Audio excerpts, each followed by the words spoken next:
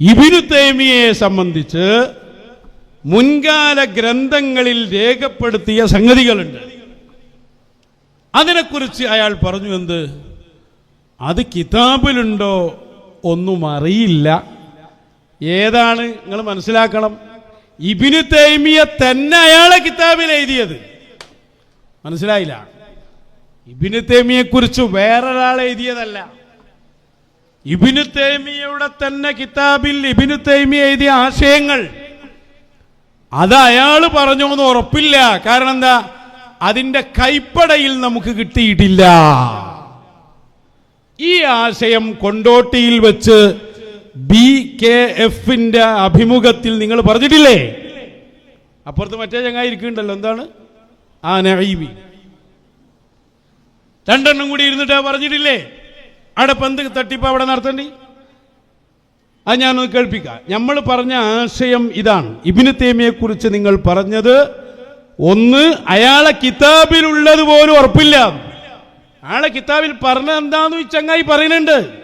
കേട്ടോളൂ അദ്ദേഹത്തിന്റെ ആ പ്രസംഗത്തിൽ നിന്ന്. അങ്ങനെ അശ്അരി തരീഖത്തിനെ അദ്ദേഹം അംഗീകരിച്ച് എഴുതി ഒപ്പിട്ട് കൊടുത്തു. അപ്പോ നമ്മളിപ്പോ എങ്ങനെയാണ് ഇബ്നു തൈമിയന്റെ ഗ്രന്ഥം എന്ന് പറഞ്ഞിട്ട് പല ഗ്രന്ഥമുണ്ട്, അത് നോക്കി ഇബ്നു തൈമിയ വലിയ ആളാണ് എന്ന് ഇബ്നു ഹജർ അസ്ഖലാനി ആദ്യം പറഞ്ഞത് കണ്ടിട്ട് നമ്മളെന്ത് ചെയ്തു, ഇബ്നു തൈമിയന്റെ ഏതോ ഒരു ഗ്രന്ഥം നോക്കി എന്ന് വിചാരിക്കാം. ഉദാഹരണത്തിന് അദ്ദേഹത്തിന് ദർഉ തആറുൽ അഖ്ലി വൻ നഖ്ലി എന്ന ഗ്രന്ഥമുണ്ട്.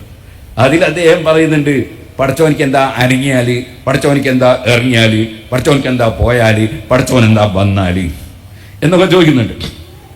അതിപ്പോ ഇദ്ദേഹം ഇവിടെ ഇങ്ങനെ അദ്ദേഹം തന്നെ കൈപ്പടയിൽ എഴുതി ഒപ്പിട്ടുണ്ട്.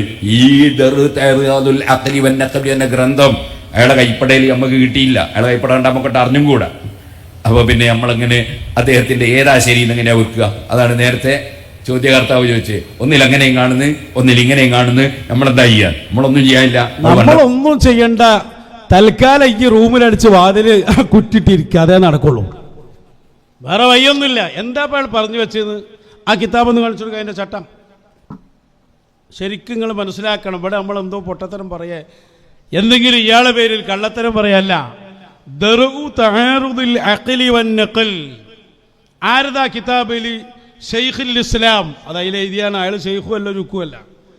Abul Abbas Taqiuddin Ahmad ibn Abdul Halim ibn Taymiyya. Ibn തൈമിയയുടെ കിതാബാണ് ദർഉ തആറുദിൽ അഖ്ലി വൻ നഖൽ.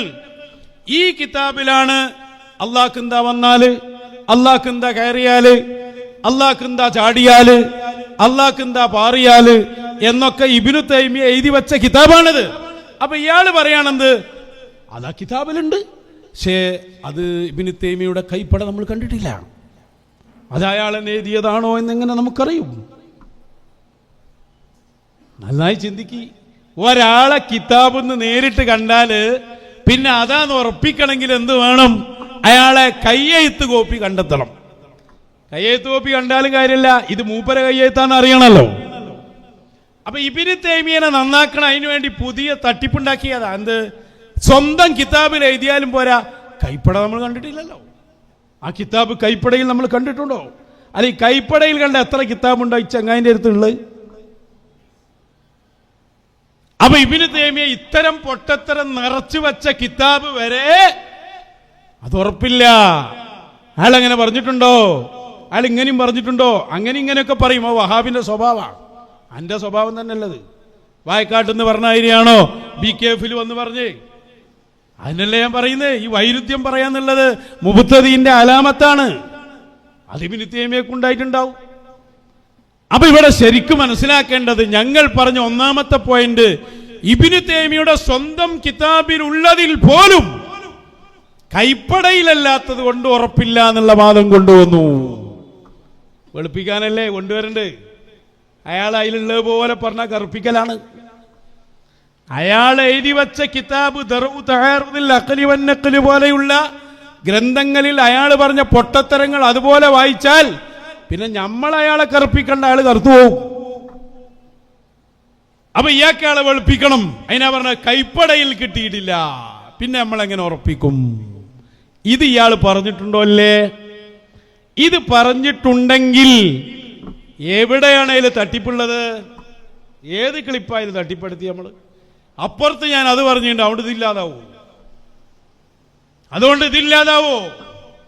ഇത് നിങ്ങൾ പറയണം, മറുപടി പറയണം. എ പി സമസ്ത ഇബ്നു തൈമിയ തന്നെ കിതാബിൽ എഴുതിയ കാര്യങ്ങൾ, ആ കാര്യങ്ങളിൽ ഉറപ്പില്ലെന്ന് നിങ്ങൾ പറയുന്നു. ഇത് വെളുപ്പിക്കലല്ലേ? അതിന്റെ ഒരു ഘട്ടമല്ലേ? ഇതാ ഞങ്ങൾ പറഞ്ഞ് ഇതിന് മറുപടി പറയാൻ കഴിയുമെങ്കിൽ അടുത്ത പ്രസംഗത്തിൽ മിസ്റ്റർ പേരോട് പറഞ്ഞോളണം.